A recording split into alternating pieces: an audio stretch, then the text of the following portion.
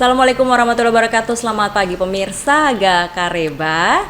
Senang sekali saya Ulfa Jalawali untuk selama kurang lebih 60 menit ke depan saya akan menemani Anda dalam program Pautere untuk membahas suatu tema yang akhir-akhir ini sebenarnya cukup hangat diperbincangkan terkait ancaman krisis global di tahun depan tentunya. Namun khusus di Kota Makassar sendiri juga kita punya pembahasan yang lebih spesifik lagi di dalam program Pautere ini, yakni membahas tentang tantangan ketahanan pangan sendiri di tengah ancaman krisis global khususnya di Kota Makassar. Dan untuk membahas tema kita, saya sudah bersama dengan Kepala Dinas Ketahanan Pangan Kota Makassar, Bapak Muhammad Reza. Di sini selamat pagi, Pak Reza. Pagi. Apa kabar nih, Pak? Alhamdulillah. Terima kasih sudah meluangkan waktu bersama kami di sini, tentunya juga untuk masyarakat dan juga pemirsa iNews Makassar. Yeah. Kita akan membahas terkait ancaman krisis global nih Pak yang menjadi momok sebenarnya untuk ibu rumah tangga maupun secara umum masyarakat Kota Makassar sendiri mengatakan bahwa gimana nih tahun depan kita akan menghadapinya, khususnya untuk konsumsi rumah tangga sendiri dan pangan di Kota Makassar ini seperti apa. Kita juga akan membahas terkait program yang juga baru-baru ini diresmikan atau juga luncurkan dan dimunculkan oleh Wali Kota Makassar tentang lorong wisata. Namun untuk di awal kita mau tahu dulu juga Dinas Ketahanan Pangan sejauh ini seperti apa sebenarnya pokok-pokok kerjanya atau tugas dalam pemerintahan ini seperti apa, Pak? Jadi Dinas Ketahanan Pangan kami di sini kesehariannya itu memantau perkembangan harga-harga pangan dan juga ketersediaan. Ketersediaan ini namanya ketahanan pangan ini yang harus selalu dijaga. Dalam sebuah negara pangan yang tidak kuat maka akan berdampak pada masyarakatnya langsung dan ekonominya. Ya, krisis yang terjadi sekarang dunia ini kan selain energi pangan juga. Negara Eropa itu sudah ada yang krisis, bahkan ada kita dengar berita anak sekolah sudah makan stip yang penghapus karet itu. Itu kan suatu hal yang harus kita antisipasi untuk Indonesia khususnya Makassar. Ya. Jadi ketahanan pangan di sini bukan hanya untuk ekonomi tapi juga tentu SDM atau manusia sendiri yang ada manusianya yang kita harus jaga ya. Oke, kalau saya melihat ini, saya juga nyontek-nyontek dari websitenya Ketahanan Pangan sendiri, Pak. Ini kita lihat program prioritasnya ada diversifikasi ketahanan pangan, pengawasan keamanan pangan, dan juga penanganan kerawanan pangan. Kalau di Kota Makassar sejauh ini seperti apa sebenarnya untuk kerawanan pangan dan kerentanannya sendiri? Ya, untuk Kota Makassar, jadi kami sudah membuat peta titik-titik yang rawan pangan di Kota Makassar. Kami itu tidak jalan sendiri, kami bekerja sama dengan Dinas Kesehatan, kemudian sudah pasti Kelurahan Kecamatan, kemudian Dinas Koperasi, Dinas Pertanian. Ada beberapa dinas lah yang kami berkolaborasi dalam hal mengantisipasi dan menangani kerawanan pangan. Rata-rata yang terjadi kerawanan pangan itu adalah daerah-daerah pinggiran yang mohon maaf saudara-saudara kita yang memang masih berpenghasilan kurang seperti itu. Itu yang banyak terjadi. Sehingga berdasarkan pemetaan itu disitulah kami melakukan treatment khusus. Kalau untuk saat ini kami lebih fokus pada penyediaan bahan pangan segar itu maksudnya ya seperti sayur apa semacam itu, bukan bukan makanan yang sudah kaleng atau kemasan seperti itu. Termasuk dengan ikan ya. Seperti kalau itu sebenarnya pada Dinas Pertanian, tetapi tetap kami berkolaborasi, makanya kami sebagai leading sektor ketahanan pangan ini berkoordinasi dengan dinas lain. Apa-apa yang kurang dinas lain yang mensupport ke situ. Jadi dari pemetaan daerah-daerah yang mengalami kerentanan atau kerawanan pangan itu, kalau Makassar sendiri Pak ada di persentase berapa untuk terjadinya kerentanan ini? Kalau kita alhamdulillah Makassar tidak terlalu tidak terlalu signifikan, tidak terlalu rawan. Tetapi tetap ada itu tidak bisa kita pungkiri, tetap ada. Seperti di daerah utara pinggiran itu di daerah Biringkanaya masih ada, di Tamalate juga masih ada. Kemudian di daerah Manggala juga ada, pinggir-pinggir kota ini yang agak rawan sebenarnya. Jadi itu dilakukan dengan bekerjasama dengan Dinas Kesehatan yang tadi Pak Reza sampaikan, dilakukan perbaikan gizi dan juga ada distribusi pangan seperti itu, Pak. Baik, kalau untuk dari visi misi sendiri yang juga saya lihat atau saya contek dari website DKP ini, ada beberapa misi diantaranya pengawasan pengendalian yang tadi Pak Reza sudah sebutkan, dan juga ada peningkatan kapasitas penyuluh dan sarana prasarana penyuluh. Seperti apa Pak? Bisa dijelaskan apakah ini juga mencakup masyarakat secara umum di daerah-daerah yang pemetaan tadi Pak Reza sampaikan atau seperti apa? Ya, perlu kita ketahui dulu bahwa Dinas Ketahanan Pangan ini merupakan pecahan dari Dinas Pertanian dan Ketahanan Pangan dulu. Itu penyuluh-penyuluh yang ada itu sebenarnya adalah dari Dinas Pertanian, namun kami berdayakan juga untuk ketahanan pangan untuk membantu kegiatan kami di lapangan. Dalam hal ini paling fokus sekarang adalah lorong wisata.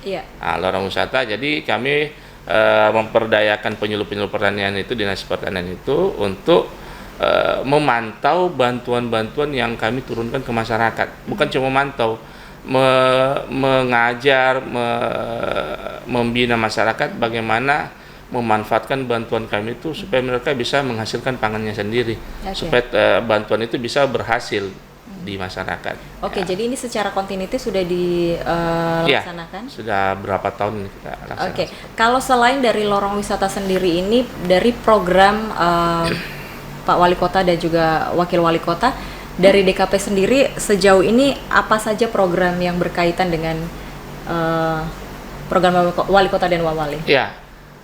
Program Wali Kota dan Wawali itu kan mengacu pada RPJMD.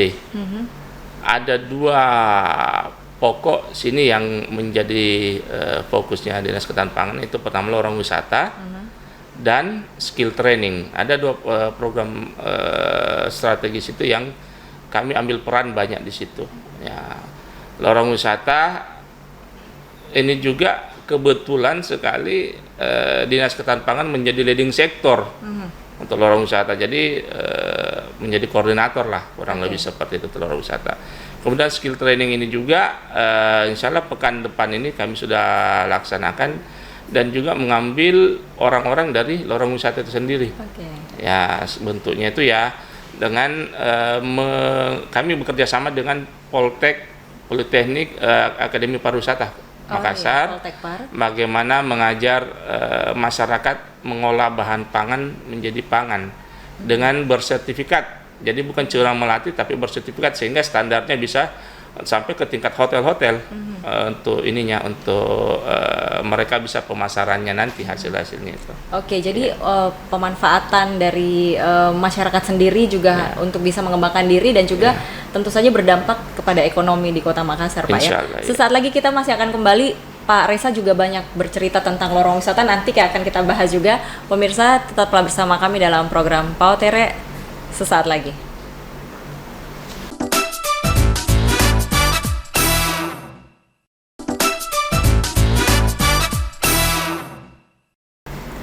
Baik pemirsa, Anda kembali bersama kami dalam program Pautera dengan membahas terkait tantangan ketahanan pangan di tengah ancaman krisis global. Masih bersama narasumber kita di sini, ada Kepala Dinas Ketahanan Pangan Bapak Muhammad Reza yang tadi sudah menjabarkan sebenarnya apa saja tugas-tugas dan juga sejauh ini program di Kota Makassar, khususnya untuk masyarakat Kota Makassar yang sudah berjalan. Secara lebih detail lagi Pak, selain tadi lorong wisata dan juga untuk pengembangan kapasitas dari para penyuluh sendiri yang sudah berjalan sejauh ini di tahun ini apa saja, dan juga target tahun depan? Jadi karena saya katakan tadi bahwa kebetulan kami ini sebagai leading sektor, jadi yang kami sudah jalan ini adalah lorong wisata. Kami lebih fokus ke situ. Karena lorong wisata ini merupakan pintu masuk 24 program prioritas program strategis Bapak Wali Kota dan Ibu Wali. Jadi betul-betul kami fokus lorong wisata ini karena semuanya nih masuk ke sini lorong wisata ini. Dan kami selaku ketahanan pangan bagaimana menjaga itu. Kenapa memilih lorong? Karena lorong inilah sel-selnya semua, sel-selnya kota kan di lorong. Masyarakat yang berpenghasilan menengah ke bawah itu banyaknya di lorong. Yang mereka yang dibutuhkan ketahanan pangan itu ada di lorong, di masyarakat, mohon maaf ya, menengah ke bawah yang kita harus jaga makanannya dan gizinya. Sehingga sangat sinkron program Dinas Ketahanan Pangan ini dengan program lorong wisata. Kami sudah berapa bulan ini dari awal tahun kami menjabat Januari langsung fokus ke ini bagaimana lorong wisata ini bisa berjalan. Jadi tahun ini awal 2022 ini kami mencari formulasi tentang lorong wisata itu kami patenkan dulu baik datanya apa yang semua, dan bulan-bulan 5 kemarin itu sudah kita laksanakan di bawah. Terkait dengan ketahanan pangan, kami memberikan bantuan ke lorong-lorong wisata ini sementara berjalan. Namun ada juga bantuannya berupa apa? Ya, kalau yang hidroponik itu sudah ya bukan cuma bibit. Jadi satu paket itu rak hidroponik, bibit, pupuknya kami siapkan semua perangkat. Jadi lorong itu hanya menyiapkan lahan saja begitu, Pak? Kami memang membuat sedemikian rupa hidroponik. Kalau hidroponik dulu itu bukan untuk lorong, agak besar dia lebar. Karena kami mengkondisikan lorong ini jalan sempit, jadi bisa depan rumah aja. Kami membuat lebar, dia tidak lebih efisien, tidak perlu efisien ya. Jadi kita buat yang lebar, tidak tebal, tebal tapi lebih lebar, sehingga bisa ditaruh di lorong itu, tidak menghalangi kendaraan yang keluar masuk. Jadi masing-masing kepala keluarga atau masyarakat atau depan rumah mereka sudah ada tanaman masing-masing. Kalau hidroponik ini dan bantuan-bantuan berikutnya itu kami memberikan tidak per person, tetapi per kelompok. Ada namanya KWT, kelompok wanita tani, atau kelompok tani yang ada bapak-bapaknya juga di situ. Jadi kelompok ini yang mengelola nanti. Kalau person-person itu tidak dapat terukur kalau person, tapi kalau kelompok akan jelas bagaimana mereka maintenance, kalau manajemennya juga bagaimana, hasilnya bagaimana, dan kedepannya bagaimana apa yang akan mereka lakukan jelas. Jadi tahun ini memang DKP sendiri berfokus untuk lorong wisata ya Pak ya, wisata sebagai leading sektor.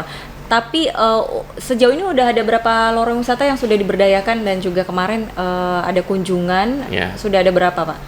Kalau dari awal kami mendata dari target sebenarnya ada sekitar 1000-an. Kalau target itu 1000. 1000 dengan estimasi satu kelurahan itu 7 lorong mengusulkan. Namun antusiasnya lebih, keinginan masyarakat itu sampai 1095 yang ada. 1095 ini kami berdasarkan arah pimpinan, kami sudah mengarahkan mereka dari kecamatan-kecamatan itu memiliki unggulan-unggulan yang betul-betul terbaik lah tiap kecamatan. Kemudian tiap kelurahan juga harus punya unggulan-unggulan, dan yang lainnya itu tetap juga dari kan 7 per kelurahan. Dari 7 itu satu unggulan, dan 6 itu tetap juga mencontoh dari unggulan itu, sehingga sistematis kita kerjanya. Sistematis dan bisa terukur. Kalau DKP sendiri yang Pak Reza sampaikan sebagai leading sektor, tapi juga seluruh OPD di Kota Makassar ini juga turun tangan untuk mengembangkan lorong wisata ini, bahkan anggarannya sudah sampai sekitar 170 miliar seperti itu Pak. Tapi apakah ada pembagian daerah masing-masing yang mungkin dari DKP menghandle bagian kelurahan yang ini dan yang satu lagi karena ada 15 kecamatan di Kota Makassar. Apakah memang ada pembagian pengelolaan dari tiap OPD itu?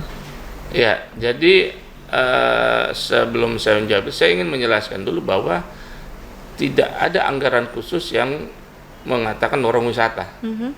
Jadi anggarannya ini ke masing-masing SKPD. Kayak DKP kan, anggarannya 170 itu sudah gabungan dari semua OPD. Kemudian pembagian itu tidak ada. Jadi semua SKPD awalnya itu kita kan mendata potensi apa yang ada di sini lorong ini. Semua SKPD melihat data itu. oh saya bisa masuknya di sini, saya bisa masuk di sini, bisa masuk sini. Oke. Tetapi sebisa mungkin semua lorong ini mereka masuki. Kan ada juga kita yang real aja, ada juga yang bisa, ada yang tidak bisa. Seperti contoh kayak apa namanya BPBD itu kan lebih pada daerah-daerah yang lebih banyak bencana, sering bencana. Iya. Ada daerah yang memang sering Jadi banjir. BPBD memang tidak turun dalam program lorong wisata ini. Turun juga. Oke. Makanya mereka itu melakukan pelatihan dan diutamakan ke daerah yang lebih rawan seperti sering banjir apa. Tetapi secara umum mereka harus juga melihat apa yang bisa potensi-potensi ini. Kemudian tapi saya rasa hampir semua sih turun SKPD. Kalau Ya. di lorong wisata ini mungkin kita hanya sebagian besar masyarakat Kota Makassar membayangkannya bahwa lorong wisata ini bisa untuk menjadi destinasi wisata. Tapi sebenarnya apa sih yang ada dan dihadirkan dalam lorong wisata ini? Misalnya terkait wisata kuliner kah, atau sejarah ataupun digital, apa saja sih Pak? Kita kembali dulu kepada apa sih lorong wisata di Makassar ini tujuannya. Tujuan paling pokok adalah membangkitkan ekonomi ke masyarakat situ. Bagaimana ada perputaran ekonomi, ada penghasilan yang lebih dan ada hasil dari dengan ada lorong wisata. Makanya kami data awal itu mendata dulu potensi yang ada. Ada lorong yang potensinya budaya, ada banyak kegiatan kebudayaan situ. Ada yang kerajinan UMKM kayak di Borong itu pengrajin perak, emas dan semacamnya. Ada juga. Jadi itu lebih ditonjolkan. Ya, itu ditonjolkan. Tetapi selain dari potensi yang utama itu harus ada paripurna di situ. Yang lain juga ada. Jadi ada beberapa item yang memang harus ada di lorong itu. Termasuk tanaman produktif yang kayak dari DKP itu harus ada di situ. Karena apalah artinya mereka bisa jadi pengrajin tetapi tidak bisa terpenuhi kebutuhan pangannya. Baik. Kemudian kuliner itu sebisa mungkin ada kuliner di situ yang apa namanya yang bisa untuk masyarakat jual di situ. Tetapi ada memang lorong yang khusus kuliner dia sajikan di situ seperti kayak di belakang Stella Maris itu lorong kecil penjual sop ubi terkenal dari tahun 70 itu. Nah, itu yang kita seperti angkat lorong, juga. iya. Ya, ada banyak lah seperti itu. Selain itu UMKM juga. Banyak produk-produk masyarakat di lorong itu yang selama ini tidak tersentuh, tidak terpantau. Ternyata enak kuenya ini. Nah, inilah yang alhamdulillah dengan ada lorong wisata ini kita lebih intens, lebih fokus melihat mereka. Ini kita harus angkat ini. Kita tapi kasih perizinan apa semua. Kita bina bagaimana. Tapi intinya dari semua lorong wisata ini memang harus ada sektor ketahanan pangan yang mereka tumbuhkan di dalam lorong wisata ini. Kita akan bahas lebih lanjut. Pemirsa tetaplah bersama kami, sesaat lagi kami masih akan kembali dalam program Pautere.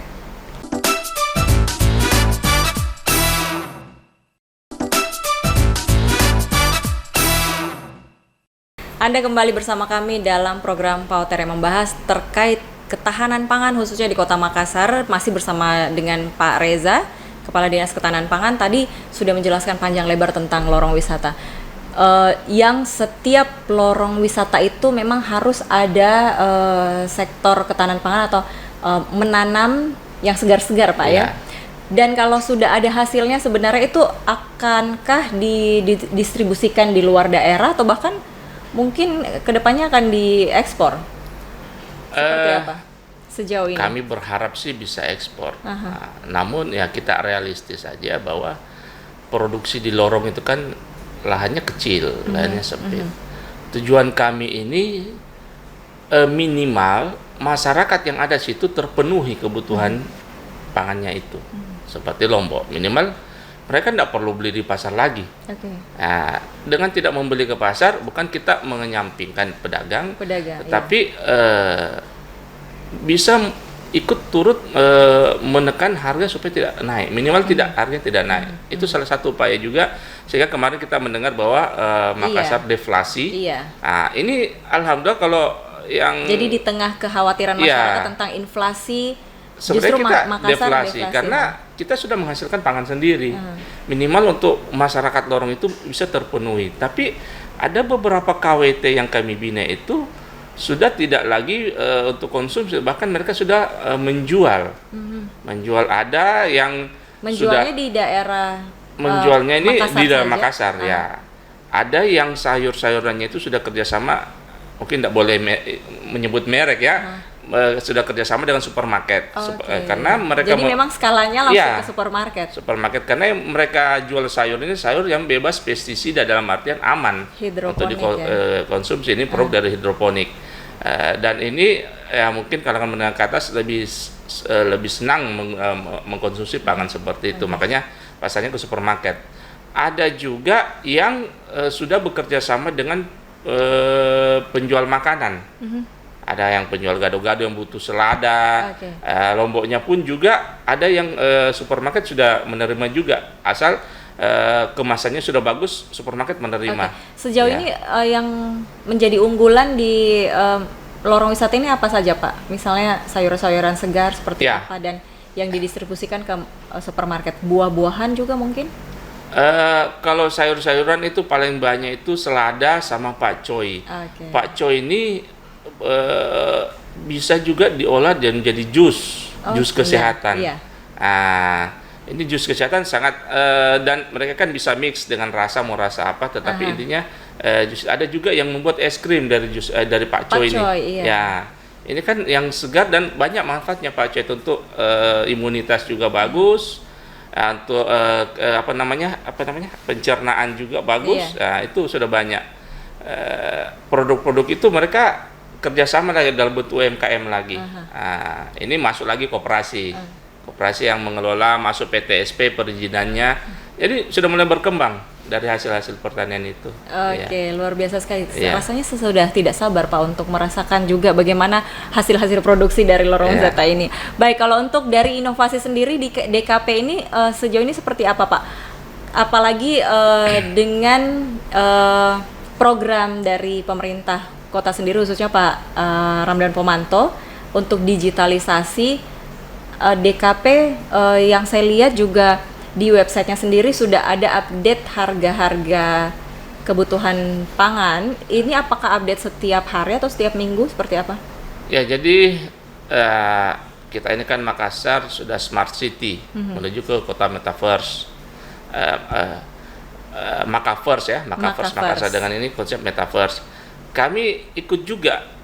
Itu salah satu tantangan dari pimpinan membuat inovasi. Kami baru-baru ini meluncurkan aplikasi Asipa. Aplikasi Asipa ini bisa di-download mungkin dengan mengklik ini, ya, ini lainnya.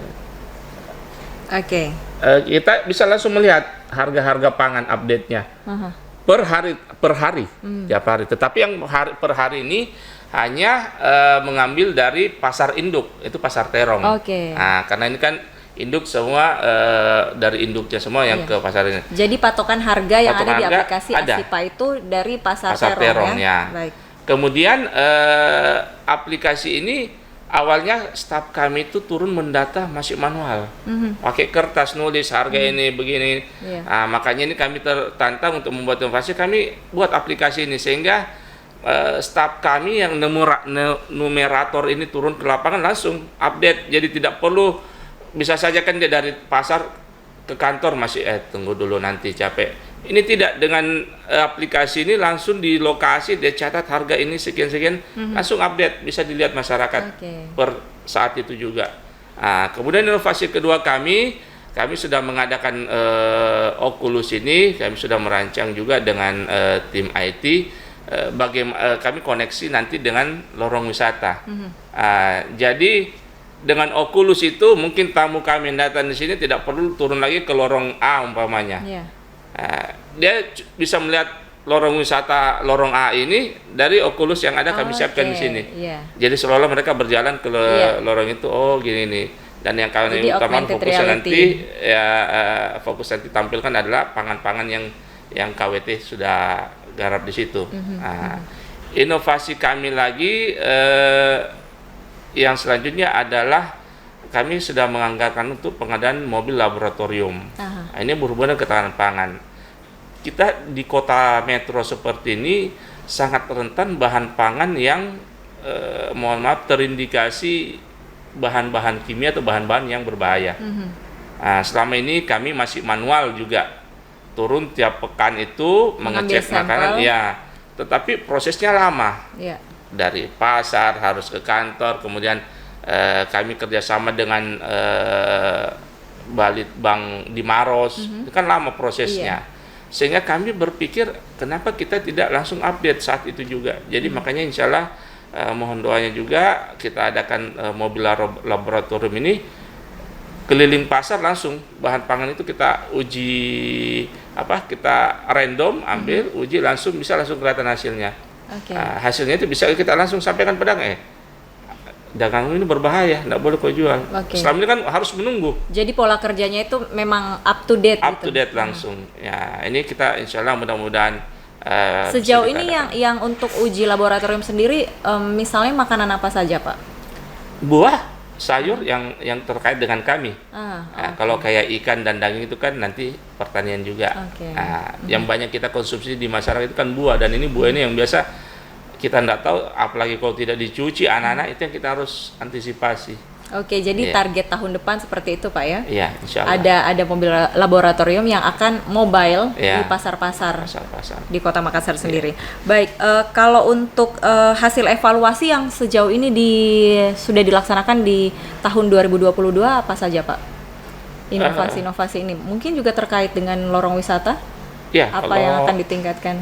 Lorong wisata yang kami akan lebih tingkatkan nanti ini adalah hidroponik, karena ini yang paling efektif.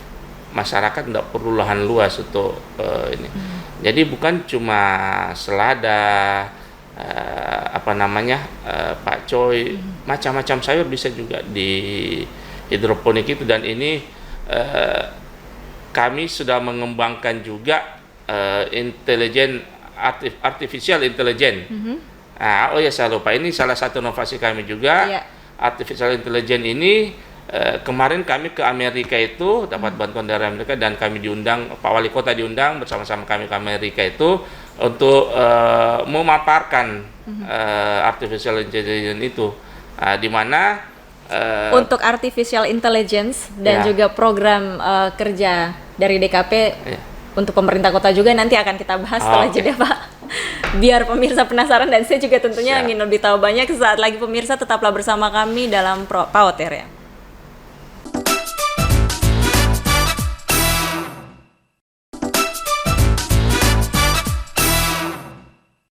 Terima kasih Anda kembali bersama kami dalam program Pauter. Masih bersama Bapak Reza selaku Kepala Dinas Ketahanan Pangan, dan kita masih membahas tentang ketahanan pangan tentunya. Namun sepertinya sudah tidak perlu khawatir lagi untuk ancaman krisis global khususnya di Kota Makassar, Pak ya. Karena informasinya memang sesuai yang kita selalu lihat dan juga dengar. Makassar mengalami deflasi, bukan malah inflasi yang seperti selalu kita takutkan, dan insya Allah tahun depan tidak terjadi seperti itu. Untuk program yang tadi Pak Reza sudah sampaikan, boleh dilanjut lagi untuk kunjungan ke Amerika. Jadi ada dua yang kami kerjakan ini. Yang pertama itu artificial intelligence itu. Di beberapa lorong wisata itu sudah kami kembangkan sebuah alat di mana si ibu-ibu KWT ini tidak perlu lagi repot-repot pergi menyiram di lahannya. Berbasis teknologi ini, alatnya ini sisa perintah dari HP-nya. Google siram, alatnya nyemprot langsung menyiram. Bahkan ada juga pengaturannya jam sekian menyiram itu. Itu yang pertama. Kemudian yang kedua kami menyebutkan masalah. Dan itu sudah dilaksanakan? Diterapkan? Sudah diterapkan. Ada 3 di Barabaraya, di Tamalan Rea, 1 di di Bontoala situ. Itu lorong wisata unggulan untuk sementara di. Mereka sudah terapkan artificial intelligence itu. Ini pengembangan dari salah satu penyuluh. Itu yang berhasil. Kemudian yang kedua yang kami sampaikan tadi, bantuan dari Amerika itu melalui kerjasama dengan UGM dan ITB. Jadi peneliti ITB dan UGM ini yang merakit alat-alatnya dan bekerjasama dengan pemerintah Kota Makassar.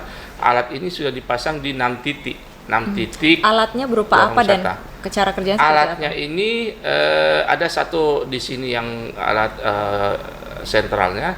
Alat ini untuk memantau cuaca, memantau kadar udara, kelembaban dan beberapa item itu.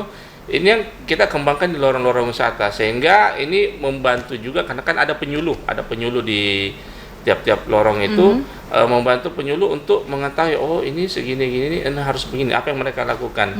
Nah, seperti itu. Ini bantuan dari Amerika, dan ini kemarin kami diundang, Pak Wali diundang ke Amerika untuk memaparkan tentang lorong wisata itu juga. Alhamdulillah mereka sangat tertarik, dan insya Allah akan kunjungan balasan itu tanggal 21 Desember kalau saya tidak salah. Mereka akan datang melihat langsung lorong wisatanya kita. Tapi baru-baru ini juga ada kunjungan dari Apexi untuk dan juga sudah ada pameran. Seperti itu Kak, Pak? Ya. Untuk alhamdulillah lorong wisata ini kita baru berapa bulan jalan. Kalau yang di Sombop itu ya mungkin karena tengah kota dan sering masyarakat wisatawan mancanegara sering ke daerah Pantai Losari. Ada satu lorong sudah sering dikunjungi wisatawan mancanegara situ. Bule-bule sudah sering itu.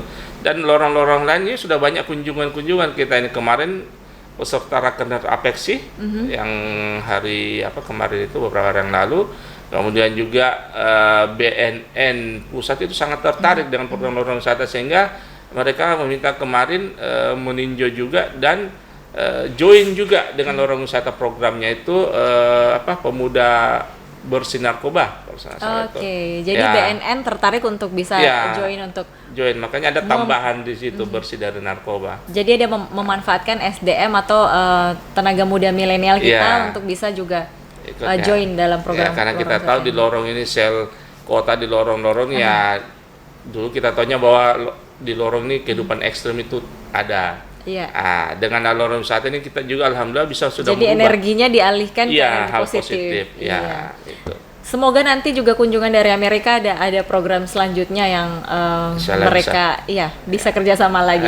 Tapi untuk sejauh ini sebenarnya kendala-kendala yang telah yang juga dialami tentunya ada Pak ya. Bisa dijelaskan juga kepada pemirsa mungkin yang menanti-nanti kenapa di daerah mereka tidak sampai mungkin program dari DKP sendiri, khususnya juga lorong wisata, kendalanya sebenarnya apa sih Pak? Lorong wisata ini sebenarnya pengembangan dari lorong garden. Kalau yang dulu lorongnya memang sudah ikut dalam program lorong garden, tidak susah untuk kita kembangkan. Tinggal dikembangkan. Yang beratnya ini kalau masih nol. Dari nol ini kita mensosialisasikan ke warga itu untuk lorong wisata ini yang perlu memang ekstra. Nah, di sini peran lurah, RT RW yang sangat diperlukan di sini. Karena lorong wisata ini lebih pada pemberdayaan masyarakat. Betul-betul masyarakat. Dan bukan lomba. Kalau dulu-dulu itu semua ada kegiatan lorong itu dilombakan. Lomba itu berarti kan biasanya kita kalau mau lomba di-prepare. Siapkan setelah lomba selesai ditinggalkan. Kali ini lorong wisata kita pada pemberdayaan, sehingga betul-betul masyarakat itu merasa memiliki sehingga mereka bisa menjaga. Dan tidak ada limitnya sampai bulan ini sampai tidak. Jadi ini berkesinambungan, sehingga kita harapkan lorong wisata ini bisa betul-betul menjadi sesuatu yang menjadi suatu kebiasaan yang tertata. Di situ ya. Berbicara tentang aplikasi juga tadi ASIPA dan juga keterkaitannya dengan lorong wisata, tadi Pak Reza katakan di ASIPA sejauh ini hanya ada atau sudah ada harga-harga kebutuhan pokok yang ada di pasar induk. Apakah selanjutnya atau mungkin sudah ada untuk update juga harga tanaman ataupun bahan pangan yang sudah ditanam di lorong wisata juga di-update di aplikasi ASIPA? Ya, jadi di ASIPA ini lebih pada harga pangan kita di situnya. Ini aplikasi baru juga tahun ini, dan insya Allah kita akan kembangkan. Bahkan kami rencana untuk perizinan pangan itu kita akan masukkan juga situ, sehingga warga tidak perlu datang ke kantor lagi melalui aplikasi itu untuk diteruskan ke PTSP. Insya Allah untuk pengembangan lorong wisata kami kan ini juga. Dan di ASIPA itu bukan cuma pasar induk. Seluruh ada pasar modern dan tradisional di Makassar ini ada semua harganya. Oke. Nah, namun yang pasar induk ini yang update harian, tetapi pasar non induk ini yang per pekan update-nya. Bisa dilihat grafiknya, oh hari ini selama minggu ini naik atau turun. Baik. Ada semua situlah, bisa dibuka. Baik, kita akan kembali sesaat lagi masih membahas tentang ketahanan pangan. Pemirsa tetaplah bersama kami dalam Paotere.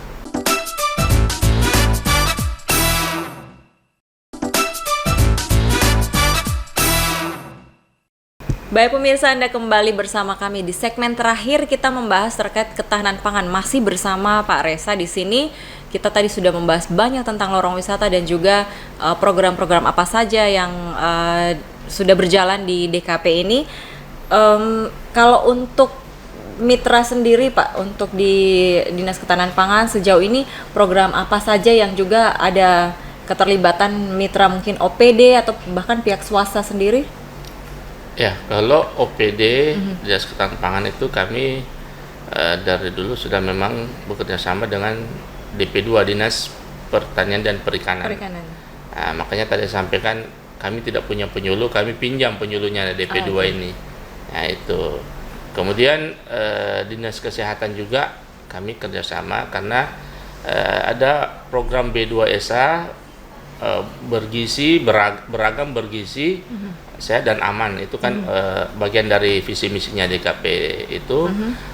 Ini kita terkoneksi dengan Dinas Kesehatan karena berhubungan mereka punya posyandu, punya tenaga kesehatan puskesmas dan juga bersama dengan Dinas KB karena ini menyangkut gizi-gizi anak-anak dan ibu-ibu di masyarakat lah di bawah. Itu kami kerjasama itu. Kemudian kalau pihak swasta, alhamdulillah yang dari online bisa sebutan ya, ya kayak Gojek, Grab itu terakhir. Jadi aplikasi transportasi. Iya itu. Kemudian mereka support kami dari CSR-nya untuk lorong wisata, termasuk Bank Indonesia juga, Bank Indonesia. Terakhir ini kami sudah komunikasi dengan Traveloka, mereka sangat tertarik dengan lorong wisata. Sementara kita buatkan MOU kerjasamanya ini dengan Traveloka. Bagaimana Traveloka juga bisa mengantarkan lorong wisata wisatawan domestik ke lorong wisata ini. Baik. Ya kunjungan itu beberapa yang sudah bekerja sama dengan kami. Sudah bekerja sama dan juga ini yang akan juga bekerja sama. Dan target kedepannya Pak ya. Kita juga mau tahu sebenarnya Pak. Dari saya dan juga pemirsa tentu ingin tahu juga sejauh ini seperti apa sebenarnya dari kiprah Bapak sendiri di pemerintahan hingga menjadi Kepala Dinas DKP ini. Ya, saya awal berkarir 2003 tamat STPDN, berkarir ke Makassar ini memang langsung di kelurahan dan kecamatan. Jadi selama dari 2003 sampai 2006 sampai 2018 bukan 2021 itu tugas di lapangan kelurahan dan kecamatan. Jadi lebih banyak memang bersentuhan dengan masyarakat. Alhamdulillah Pak Wali mengamanahkan kami di Dinas Ketahanan Pangan ini lebih tetap berhubungan dengan masyarakat, tetapi lebih luas karena sekota Makassar. Sehingga feel-nya itu kami juga klop dengan Dinas Ketahanan Pangan karena tetap berhubungan dengan lapangan. Lalu sejauh ini bagaimana Bapak mungkin mempunyai mimpi pribadi sendiri untuk bisa menjadi pemimpin khususnya di Dinas Ketahanan Pangan ini juga untuk bisa juga meningkatkan kualitas teman-teman di DKP ini sendiri? Ya, saya dari dulu selalu mensupport staff. Ada pelatihan-pelatihan ikut, ada yang bersertifikasi ikut, karena kita harus meregenerasi. Ya, dari dulu saya selalu punya orang 1, 2, 3 untuk saya regenerasi karena saya tidak pernah berpikir akan tetap selalu di situ. Dan saya harus menyiapkan orang pengganti saya. Itu mimpi-mimpi yang harus kita wujudkan. Karena kalau kita selalu berpikiran di situ-situ saja, maka kita akan tidak pernah berkembang. Dan kita jadi juga harus menyiapkan juga orang. dikader Pak ya? Ya, bukan cuma junior, siapapun staff itu, kita harus mempersiapkan mereka. Kayak saya di Ketahanan Pangan ini, saya melihat semua potensi staff. Kok ini cuma satu orang yang bisa? Kok ini cuma satu orang bisa? Istilahnya kalau saya harus ada lapis 1, lapis 2, lapis 3. Oke. Lapis 1 umpamanya berhalangan sakit atau apa, ada yang bisa. Iya. 2, ini pun benar ada yang minimal kan seperti itu, adalah yang bisa mengkantar. Makanya di sini saya selalu mendorong staf, sekolah, pelatihan, apapun yang bisa mengembangkan diri Anda. Bahkan saya bilang kalau ada mau keluar dari KP silakan, asalkan Anda berkembang. Kalau cuma Secara setara, passionnya juga ya enggak perlu, saya rasa harus lebih meningkat. Mungkin ini hal ini pula atau pengalaman ini pula yang Bapak tadi sudah ceritakan sejak tahun 2003 hingga 2021 Bapak lebih ke lapangan istilahnya di kelurahan, dan itu pula yang menjadikan Pak Wali Kota sendiri melihat sosok Pak Reza ini sudah tamat begitu, sudah cukup familiar dengan masyarakat, akhirnya juga dipercayakan di DKP yang menjadi leading sektor dari lorong wisata ini, Pak. Ya, pimpinan pasti punya penilaian tersendiri dan ya menjadi rahasia beliau lah mungkin bagi kami. Baik. Kalau Bapak pesan untuk ke masyarakat juga terkait dengan ketahanan pangan di tengah ancaman krisis global, masih sesuai dengan tema kita, bagaimana meyakinkan masyarakat dalam pemanfaatan lahan dan juga lorong wisata ini? Ya, kami sebenarnya mendorong masyarakat untuk bisa juga mengadakan pangannya sendiri, tidak bergantung. Kalau semua masyarakat bisa berpola pikir seperti itu, insya Allah kita akan tidak terpengaruh oleh krisis-krisis pangan seperti itu. Di lorong wisata kan bukan cuma sayur, ada juga pembudidayaan ikan, lobster, bahkan terakhir Pak Wali itu ingin ada lobster.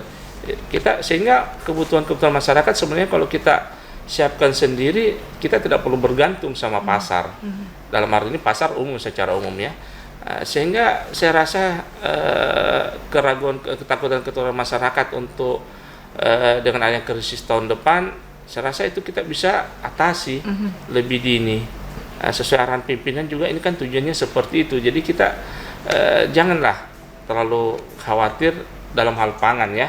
Selain daripada itu kan di luar kuasa kami. Apa sih sebenarnya yang diperlukan masyarakat, Pak? Mungkin tanpa bantuan pemerintah ini secara mandiri, apa yang hal pokok yang mereka butuhkan untuk dalam menjaga ketahanan pangan secara mandiri?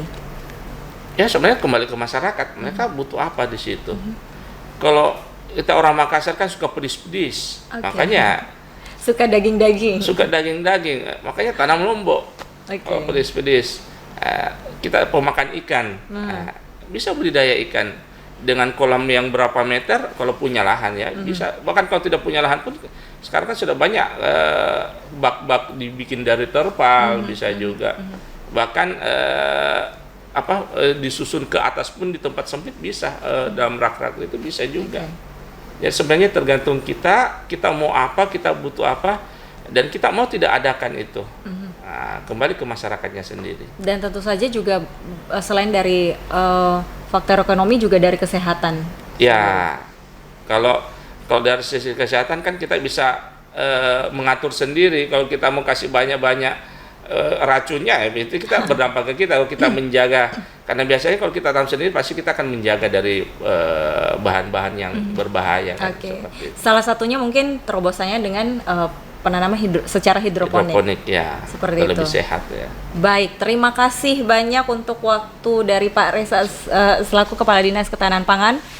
Untuk waktunya selama kurang lebih 60 menit ini kepada pemirsa, dan juga informasi yang komprehensif tentang lorong wisata dan juga inovasi-inovasi. Kita tentunya juga masyarakat Kota Makassar berharap penuh dengan adanya program-program pemerintah yang juga pro masyarakat, sehingga di tahun depan kita tidak mengalami krisis global, kita tidak terdampak, dan juga Makassar tetap deflasi.